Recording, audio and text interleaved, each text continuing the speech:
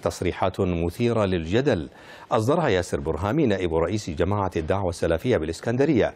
برهامي قال إن بعض المقترحات التي تمكن السلفيون من تضمينها في مسودة الدستور المصري ستتيح التخلص من شيخ الأزهر بعزله عن منصبه بتحديد سن التقاعد. لو اتحط إنه له سن قانوني 65 سنة فانتشر. تفرض انه فسد. انا عارف، ما انا بقول لحضرتك الجمعيه رفضت، والله احنا قلنا مش عايزين.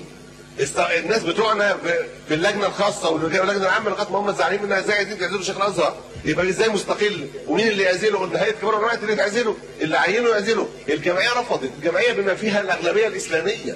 خد بالك يا شيخ محمد، واخد بالك؟ عشان تعرف مدى التعاطف، لان الاسلاميين كلهم مش درجه واحده ولا فهم واحد ولا ادراك واحد للقضيه، ولان الشيخ ده مواقفه ايه مش كلهم عارفين، واعتباره رمز ديني. الحكايه دي معلش يعني لابد ان احنا نرعاها في رجل الشارع العادي. حضرتك لما تمشي باللبس الازهري مش بتجد احتراما الى الان، شئنا ام ابينا.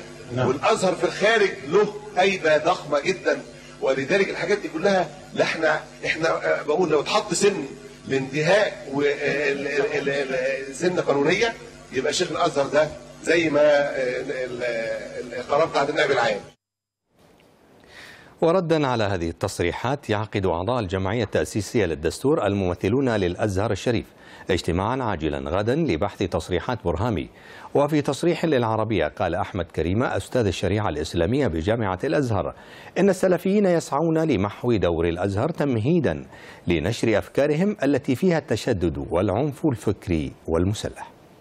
في المادة الرابعة من مشروع الدستور تم تجريد الأزهر لتحجيم دوره وتقزيم رسالته لحساب السلفيين، وأيضا يعني للأسف مراداة للتيارات المدنية التي توهمت أن الأزهر سيكون كهنوتا أو إكليروس أو سلطة فوق السلطة، وما دروا أن الأزهر هو الضمان للتعايش مع الآخر ولقبول الآخر ولنشر قيم التسامح والوسطية. ولكن قلت لك ولمشاهديك الكرام أن السلفية يسعون لمحو دور الأزهر ليس من مصر فقط ولكن من العالم الإسلامي، تمهيدا لنشر أفكارهم التي فيها الغلو والتشدد وفيها العنف الفكري والعنف المسلح.